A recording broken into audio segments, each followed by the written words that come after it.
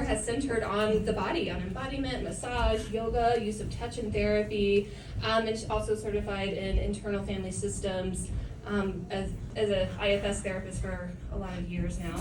And so from all of her study and experience, she's created her own training and consultation program on psychedelic integration, which is what she's sharing with us tonight. And so understanding, this is just my understanding of it.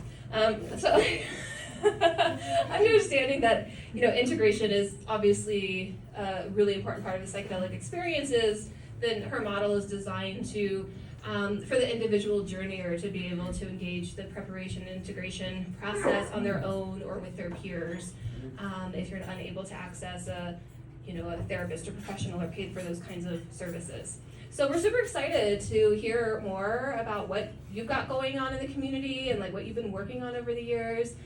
So help me welcome Sabrina here.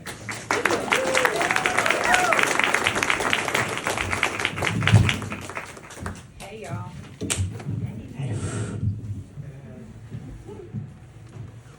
First of all, thanks for coming out in 10-degree weather. Let's get my act together. So we can. Do you want to take the mic out and hold it? Yeah.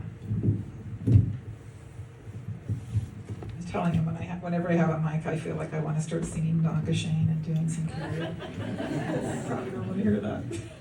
We can move forward. So I'll start with talking a little bit about my background. So my background has all been from that. You can move this slide forward. My background has all been in embodiment. So yoga and massage, and my degree is in dance therapy. I'm a certified yoga teacher, blah, blah, blah. All that meritocracy stuff that says, I'm valid, right?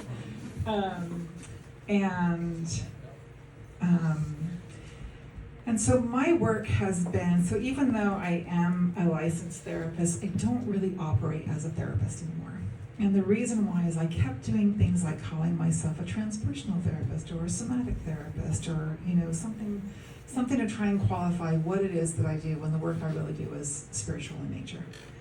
And that everything that I see in my practice can really be drawn down into a disconnection. Right? So our disconnection from ourselves, our disconnection from the earth, our disconnection from community. And so it started to feel really inauthentic that I'm calling myself a therapist when therapy is one tool, just like medicines are one tool, just like being out in nature is one tool. And that the real work is how do we get back to being in connection? Or another way of saying that is how do we integrate the all of it? Right? And so, you can move next slide. And so what happened is and how I got into working with psychedelics was before I had ever even had a psychedelic experience, I am very familiar with non-ordinary states of consciousness, right? So I do authentic movement and Buto and artistic processes. And so being in the weird spaces is the comfortable space for me. And I was living in Las Vegas, and there was a person who was taking people on journeys and wasn't quite making sure that they were prepared for it. And so they were having fallout or psychotic breaks and did not get the integration experience. And because I was an integrationist, because I could work with these non-ordinary states, it was easy for me to work within this field, even though I had never done psychedelics at that time. So, and so that's how I got into this. And then, now they have programs for psychedelic integration. And so I did a program. Now, I have my little letters after my name that says I'm valid in this work. And the reason why so this is the first time I'm really talking about this and sort of trying to put a model together around what is it that I'm doing with people and what is it that I'm doing that's different than what I've been exposed to. And part of the reason why I've created this and sort of trying to bring it out into the individuals who are having experiences is because not everybody can afford my rates, right? I charge a lot of money for what I do. I believe in what I do, and yet I also have another part of me that really questions this capitalism thing that we do, right? And that dichotomy and that dissonance between this part that holds this value of, I believe in what I do, I believe that integration work is really important, it's powerful, and medicine should be available to everyone.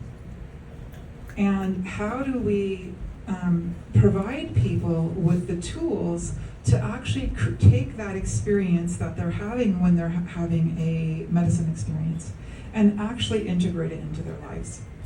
So it's not a standalone experience, right? And my experience is that, we can go ahead and move forward. So I was going to read this, but now I realize we're a little bit short on time. So can you tell me actually when am I supposed to be done with this, so I can keep track? You're fine. 10 after 8. Oh, okay. Yeah. So this is some guy who I just actually discovered. He has a website and a Facebook page called Healing from Healing. And he says, healing culture is, in its essence, a culture of consumption.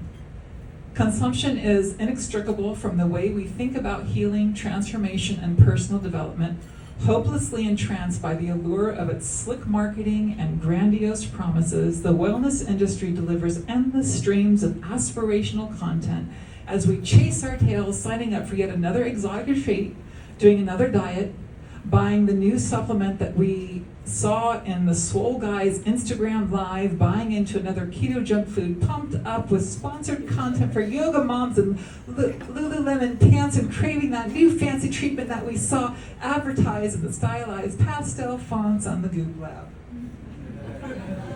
Doing the work is the new moral imperative of the awakened consumer class, who trade in webinars that teach us how to be mindful entrepreneur and conscious capitalists, mixing and remixing word salads that draw from the language of marketing and the jargon of healing to produce new brands of expensive and organic spiritual bypass, contributing our bloated share of carbon footprints as we book round-trip flights to Tulum and Bali, casually gentrifying and destroying the delicate social fabric of our exotic paradises, turning them to Instagrammable pockets of colonial privilege. Of course, as long as we call it medicine and healing work, we can indulge in all of these excesses without much guilt. And if we stop for a moment and in a flash of lucidity we begin to reconsider what doing the work actually means, we run the risk of being shunned and ostracized from our community of committed light workers who might feel personally attacked if we decline their invitation to participate in another conscious, full moon, tantric, cacao, and DMT, Enneagram-inspired shamanic ceremony. You gotta look into that shadow, brother. How are you gonna do that without frog poison or Amazonian vine juice? And what is integration anyway? What does integration mean in the age of hyper-individualistic alienation and ecological catastrophe? What could integration look like, grounded and in alignment with our individual, social, and environmental global predicaments? That's really good. I wish I wrote that. That's like the bomb, right? And so this is, my dichotomy and my dissonance between I believe in what I do and I'm part of this healing tribe, and also we have to go back to the old ways. We have to have our shamans need to be our brothers and our sisters and our best friends. That's where the work is. And this thing that we're doing and commodifying, there's one hand, I get it, it's valuable. I do workshops, I lead trainings, I charge for them. And also, somewhere there has to be the balance between how do we do this as common folk? Right? Rather than leaving it into the hands of experts like myself, right? So this is sort of, this is how I work with my own guilt around the work that I do and find that balance between, our capitalism healing work and really getting back down to the earth. Skip to the next slide. So this is a really rough draft that I'm in the process of working through, and it's really looking at the difference between the models that we're using, right? So the medical model is, focus on educated experts, it's pathology focus. The chemical of medicine is the active ingredient. It's patriarchal and hierarchical, just like psychotherapy. The The scientific model is the highest value. It's individualistic. The set and preparation is via the therapeutic process. Setting is based on structures. Integration is a strong focus, but it's often limited, and we'll talk about that a little bit later. And ethics are really focused on legalities and not fully explored. So one of the things that I do is I teach clinicians the use of psychotherapeutic touch. No one really talks about that. In the world of psychedelics, touch is considered part of the process, and yet nobody's trained, right? And in the shamanistic model, the shamans are the experts. The spirit it's sort of a spirit pathology focus. The spirit of the medicine is the active engagement via the shaman. It's community focused with shaman hierarchy. Spirit God is the highest value. Spirit, community, and individual are sort of integrated. Set and preparation is determined by the shaman. The shaman determines the setting. Integration is generally limited, and ethics are very rarely explored. Right.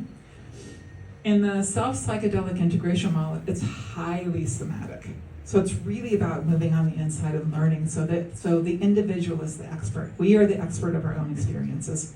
And that medicine can also be an expert. Guides, shamans, therapists are helpful adjuncts. They are not the thing. Wholeness is focused. People are not broken. Rather, we all have parts that carry wounds. Medicine is one tool among many other tools for expansion. There is no magic pill. It eschews hierarchy, and it's individual and community focused. Integration is the highest value. It is very pluralistic. There is space for all of it. And preparation is via self-reflection, artistic process, somatics, and all of our parts in alignment. I'll talk to that a little bit more. The setting that we create is via self-reflection, again, artistic process, somatics, parts in alignment. Integration is the work. Right? The medicine within itself is just a tool. It's a really powerful tool, and there are lots of other tools that we can use. And ethics are integrated within this process. You can move to the next slide. So I'm going to do a little experiential with you after I get some water, because I'm parched. All right, so I'm going to invite you all, if you would be so kind, to close your eyes for a second.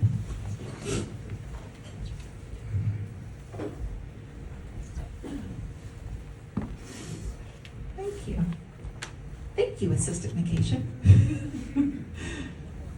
And just close your eyes and actually just take a moment to breathe. And notice that there's some background noise, and just let that be background. And in a few minutes, I'm just going to say some words.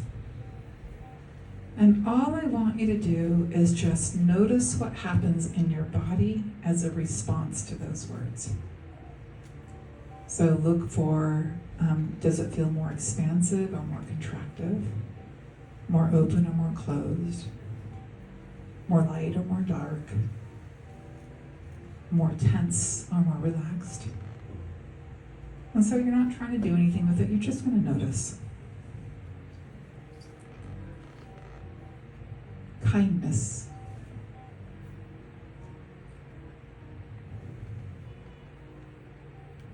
Community.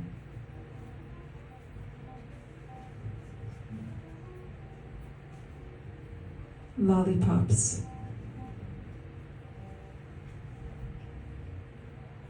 Conflict.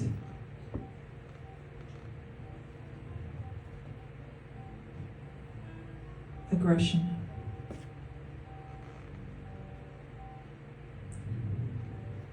Mangoes.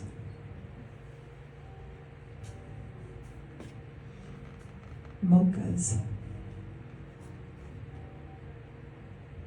Laughter.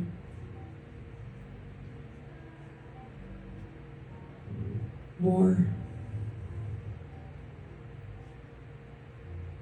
Global warming. Peace. Friendship.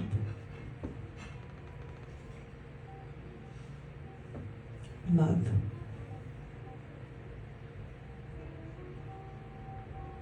And then just taking one more breath, breathing your body bigger, and bringing your awareness back to the room. And opening your eyes whenever you're ready. So, I'm going to pass over the mic for a few little comments. If anybody's willing to name what they noticed in the different words. Anybody?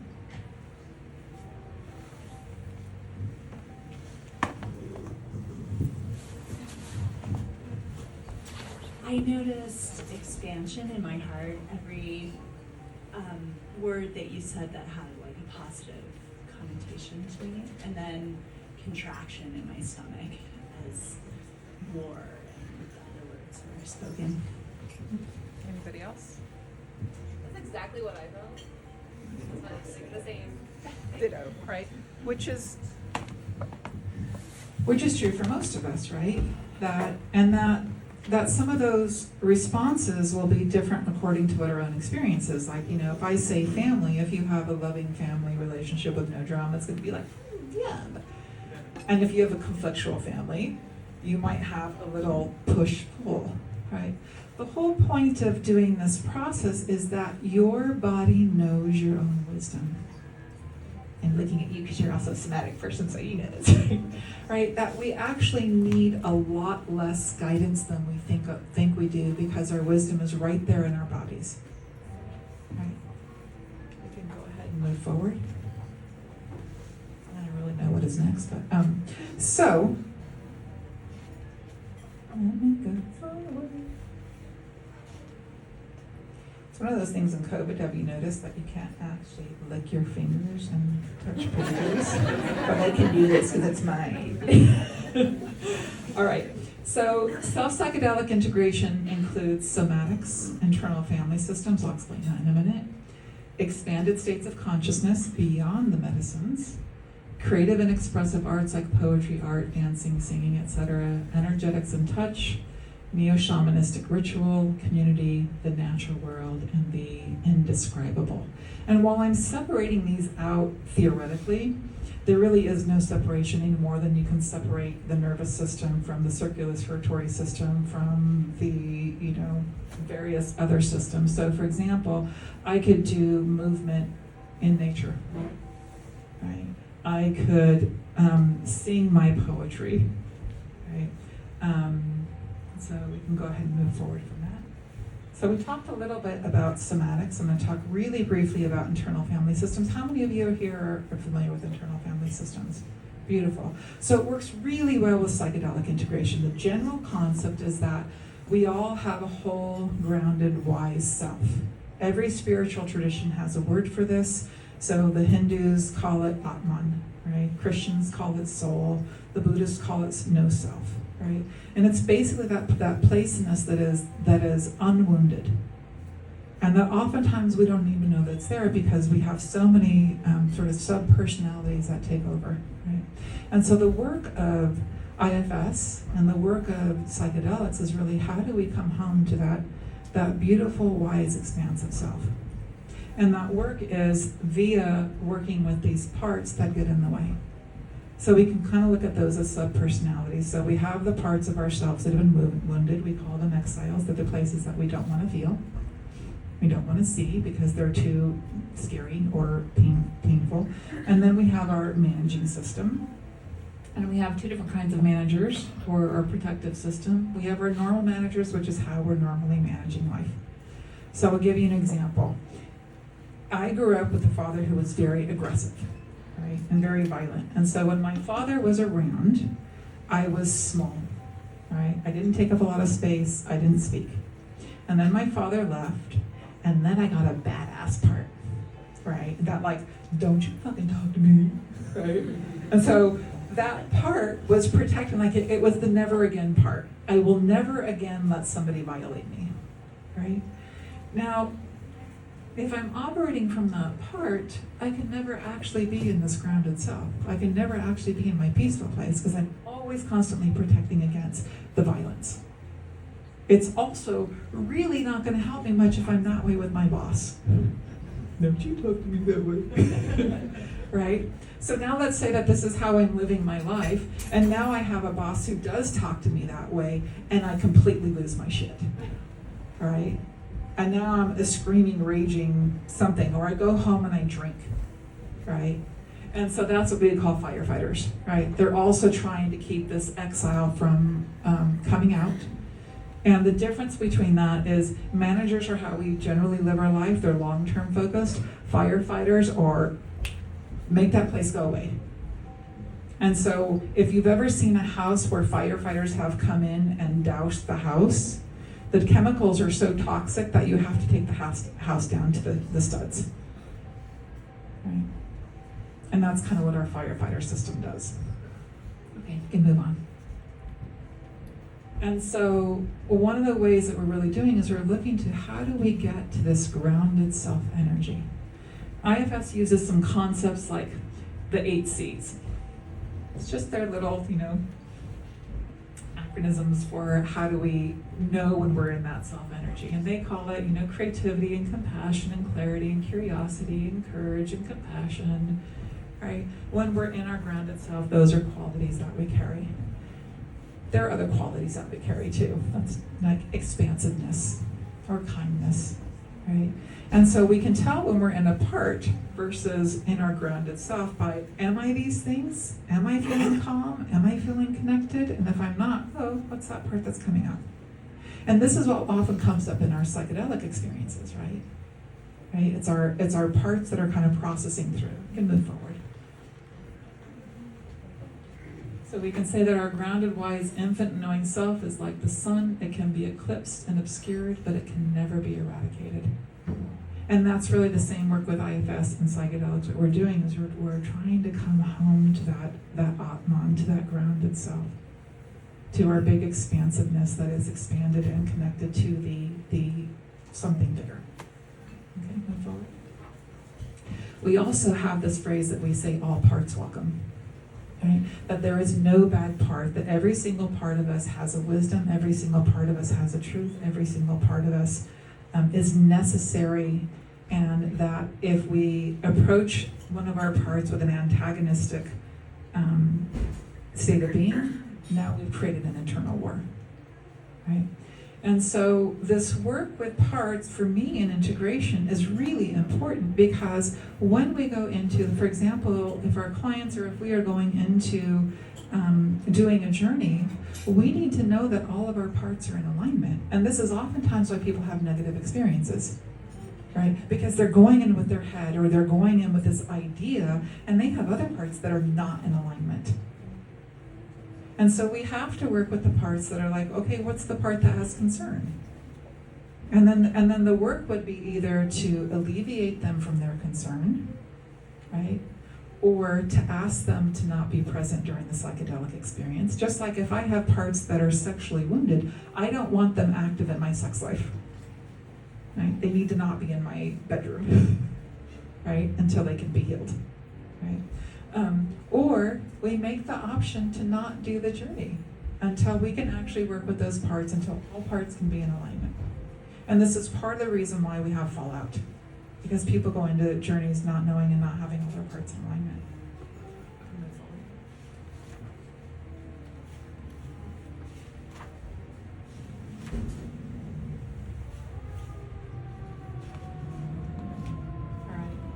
So there are tons of options for expanded states of consciousness. Psychedelics is one of them, right? So we can get into those places through meditation and breath work, through art making, through psychedelics, through lucid dreaming, through shamanic journeying, through hypnosis, through the deprivations like sleep fast, food fast, sensory deprivations, through indulgences like physical exercise or sex or music or singing and sound, through certain therapeutic states, and through certain movement states. And so what we're wanting to do with people is to say, like, psychedelics are not the only place that you can go to get the right? To dive into the unconscious, to dive into those non-ordinary states of consciousness. It is one tool among many, and the integration work, using some of these tools for integration, can actually take that experience that we have in the journey state and bring it into our real life so that there is less dissonance between the sacred world and the mundane world.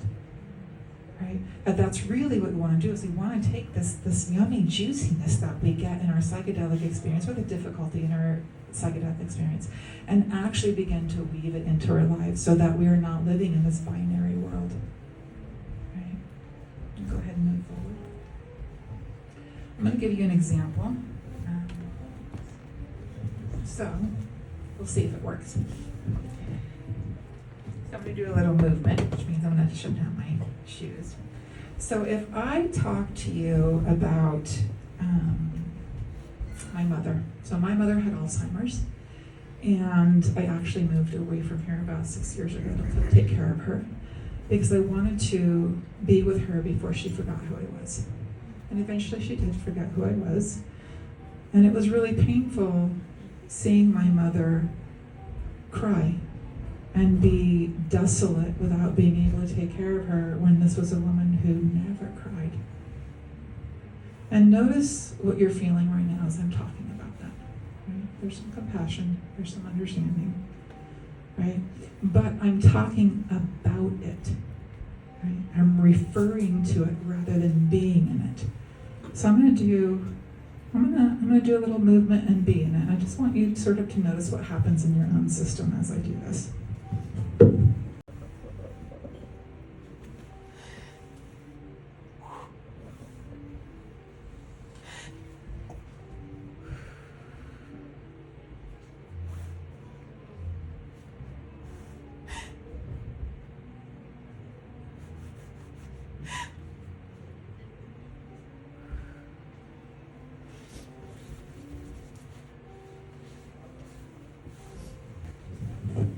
What did you notice? Did anything different happen in your system? Yeah.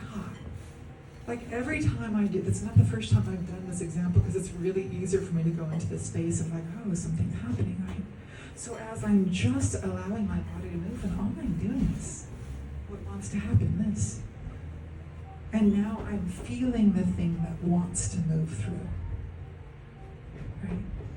And so this is in some ways form of like authentic movement or Buto or some of these practices that say, how do I actually take this experience that I have in psychedelics and actually sequence it through? Right? So if I saw a monster, if I entered into a grief state, if I, felt myself being raped, whatever it was, right? How do I actually move that through my body rather than leaving it into a standalone experience? Because what we're looking to do is, a lot of times psychedelics will expose us to something, but then we have to sequence it through. And so the difference between holding this experience in a contained state versus actually, how do I actually let it move out of my body? How do I release it energetically? And movement is one of the most powerful ways that we can do that. Rebecca, would you be willing to come up? So Rebecca works with me. We have very similar experience. She's a movement therapist as well. So we can also use movement in community. So after, let's say that we've had our experience, and Rebecca's my sweet friend, and we've done sweet journeys together, right? We can do that within the psychedelic experience, or we can do it afterwards. So I'm going to take the mic down, and we're just going to do a little bit of movement, and just notice what happens as you witness. Do you mind if I Take it off. It doesn't feel right. So you guys can tell that like the work that I'm doing is primarily experiential. Right? That yes, talking is important, but the experience is.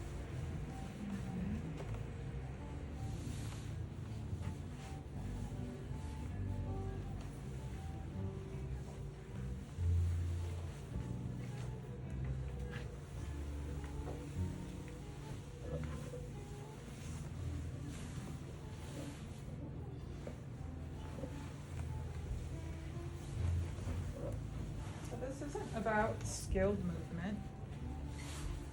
It's about being in relationship. And it's about bearing weight and receiving weight.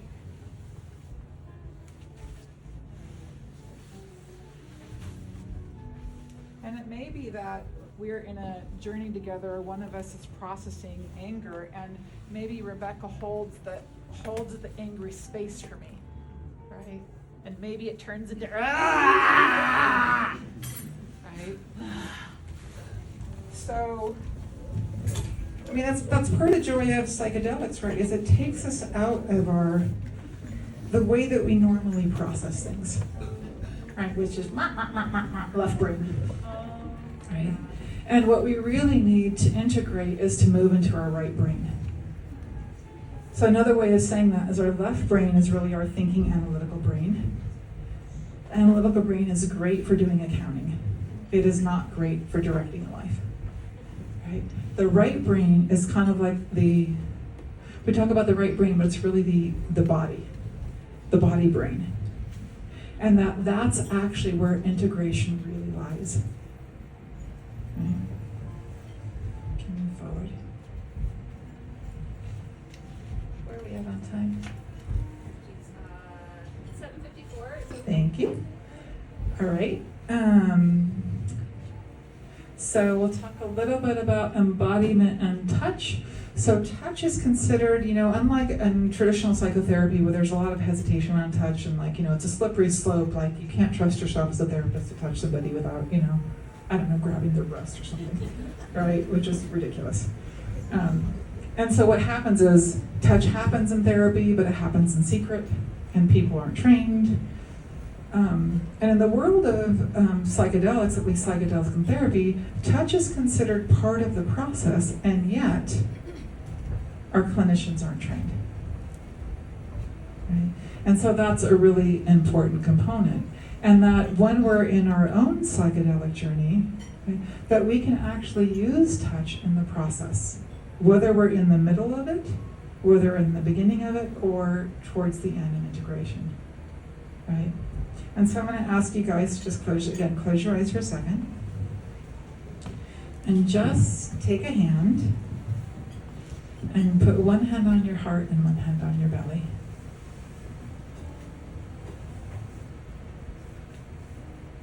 And just notice how that feels, to just take a moment.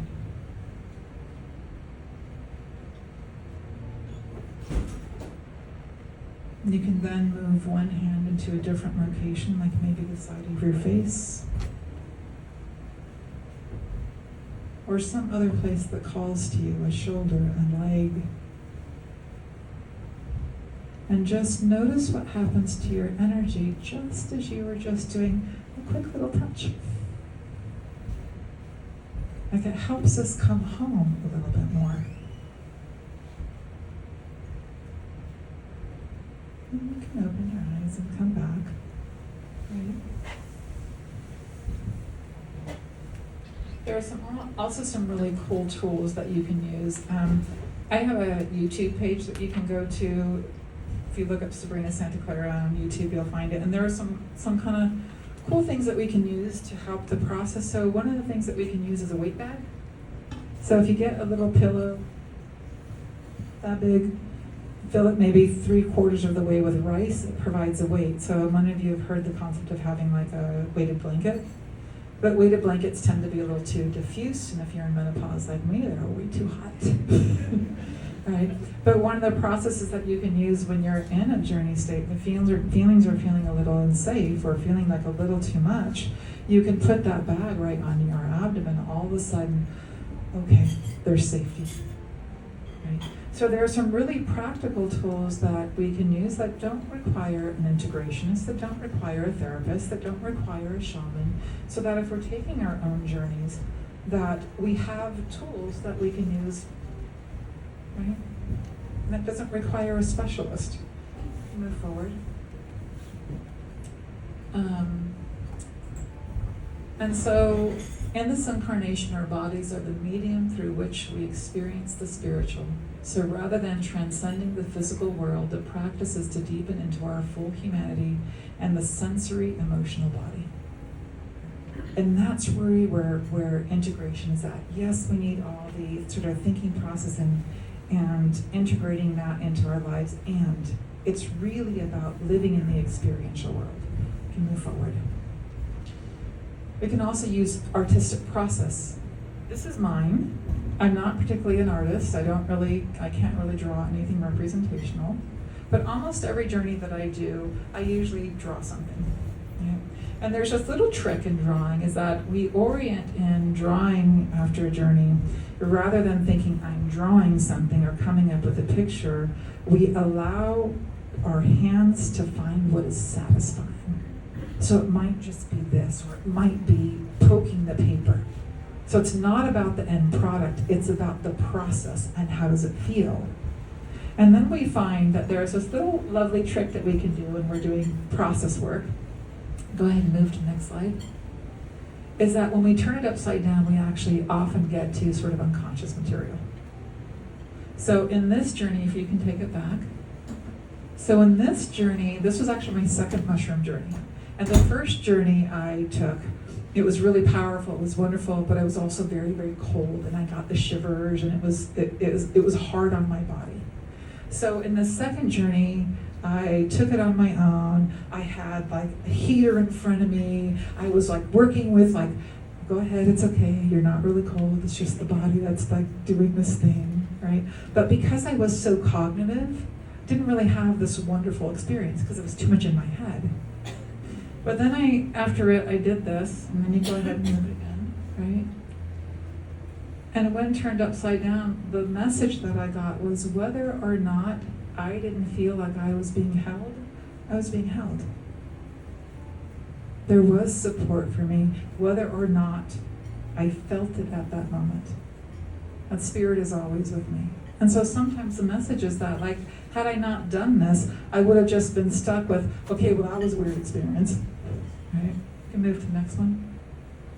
Right? Here's another piece, right? I didn't know what this was, I was just doing, but it felt like I was moving down, and then go ahead. Right? And I was like, oh, here I am actually moving into something really beautiful. Right? It's sort of the yin and the yang. Right? Next one. Right? Original direction. Didn't know what it was, I was just doing when it did. And then go ahead and do the next one. Right? And something different appears. Right?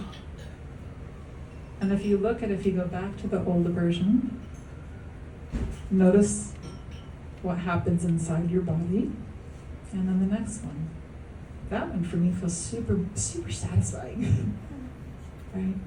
And so there are a lot of ways that we can process and integrate our experiences that are not about analysis, that are not about left brain process. Right? And that sometimes that process of moving things through doesn't even necessarily mean that sometimes we understand things at the logical level. Right? It's like when you see a sunset, you don't have to analyze the sunset and say, well, that's really beautiful and I feel expansive and blah, blah, blah, blah, blah. You just have a feeling state. And so a lot of integration work, yes, some of it needs to happen at the cognitive level, but a lot of it is the how do I actually live in my world a little bit differently? How do I live a little bit more expansively? Can you tell me what time we're at? Trying to decide what really wants to happen next. All right, we're going to skip the touching thing, and we're going to move on to sound. All right, so you notice that when Rebecca was up here, that we were moving, and then I was like, right? So when most of us have hesitation around sound, which is what Makesha does. Makesha really works with people to help their natural voice be able to come out. Most of us, just like movement, all kids know how to move. At some point, they develop an observing self, and all of a sudden now they're self-conscious. But kids will do, they'll do whatever they want. They don't care, right? Or like, the kids when they first discover sound, they make these really annoying but weird noises like, right? And we lose that, right? Because we become self-conscious not only around other people, we become self-conscious within our own selves. And part of working through and integrating our work is actually, again, at the unconscious level, or at the non-linear level, right? What happens when you have an experience where there is frustration, right? And it might be like, ah! Right? Or it might be,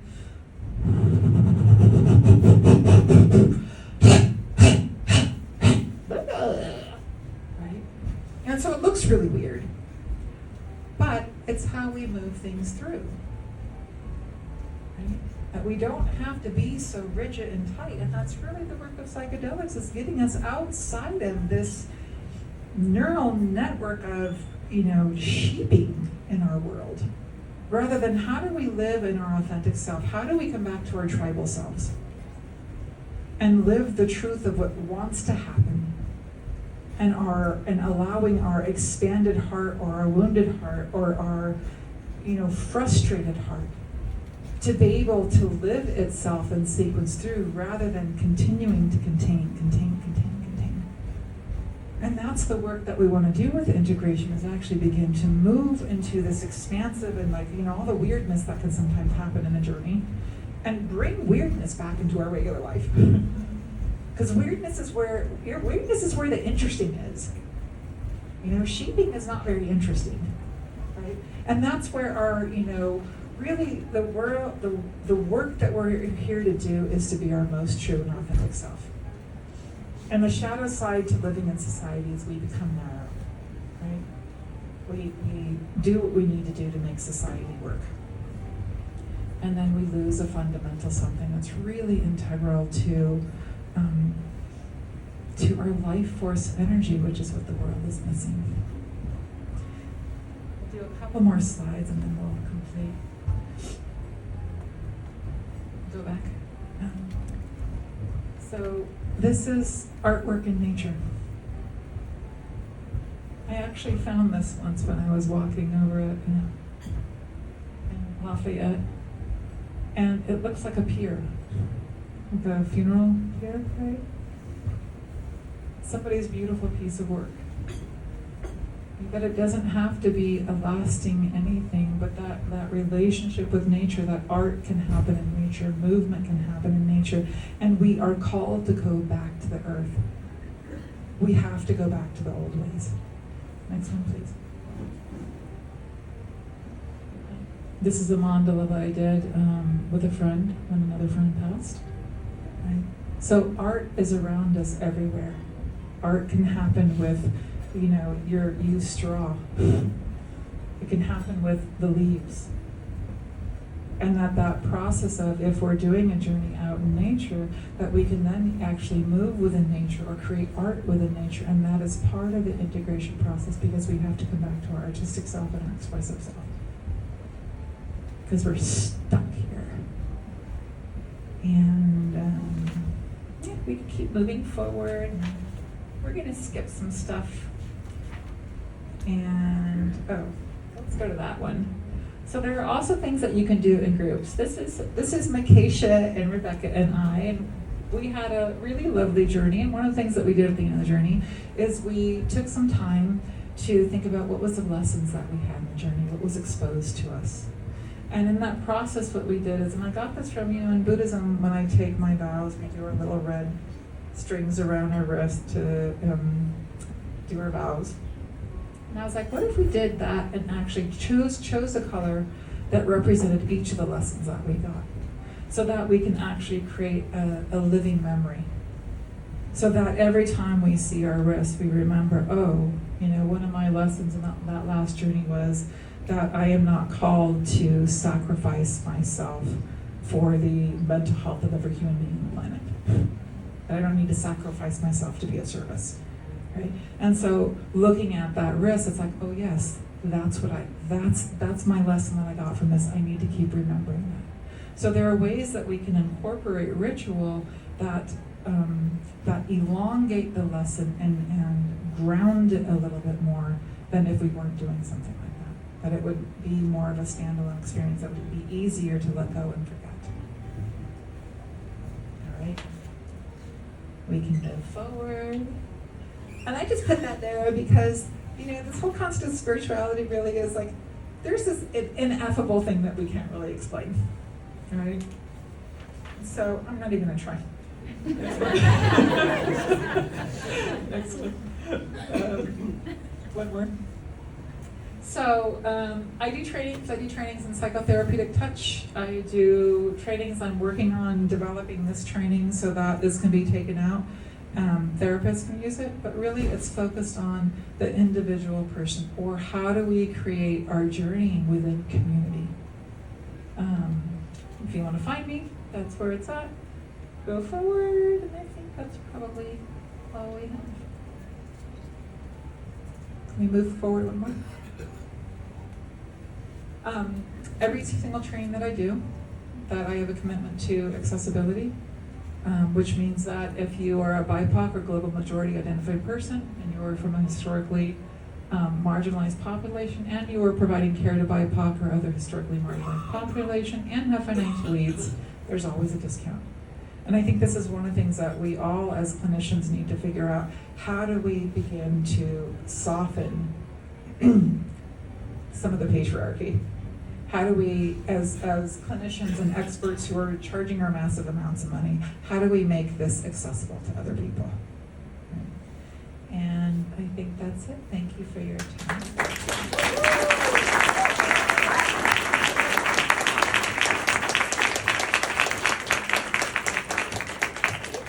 Time for just like maybe one or two questions or comments, and then we can just sort of like chat afterwards. I'm sure you might be here for a few more minutes if someone wants to talk to you personally.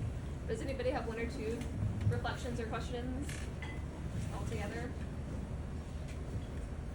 I sort of have a question. I'm just curious about whether any of this is related to the Peter Levine notion of things moving through the body. So he talked about the physiologic feeling of stress and trauma and blocking it versus letting it move through the body physiologically and physically, and whether there's a relation between some of your concepts and that. Absolutely. Right, so really all somatic work or dance therapy, like all of our somatic work, is really about how do we actually sequence through the thing that is stuck. And that isn't just trauma, right? That it's also our beauty and our majesty and all those things that have become entrapped, right? And so if I actually, yes, I can move through the trauma states, but what if I move through beauty, right? How do I let that live in my body? And as therapists, and clinicians, we tend to be more trauma focused, more pathology focused, and also we need to be beauty focused and God focused and spirit focused, right? Somebody else had a question? I was just gonna say, when you had done the first movement and you kind of asked, like, how did that make you feel? That was something with psychedelics that you feel is that child in you kind of coming out, and that was something that I felt was just like, I want to feel like that child within me more often. I feel like as, you get older, you become an adult, you have to go into that box, and you have to be more straightforward, and you can't be as expressive as kids are, but that's who we really are inside, so it's, I don't know, that was just kind of how I felt about that. Yeah. And that is, then that's why we talk about that. Yes, psychedelics are important. They're an important sort of like, ooh, right? Wake up. And really, it's about the practices, right? It's the practices of how do I actually begin to live my life in my body, in the real world. Yeah, beautiful. Anything else? All right, I think we're good. Well, thank you so much for coming.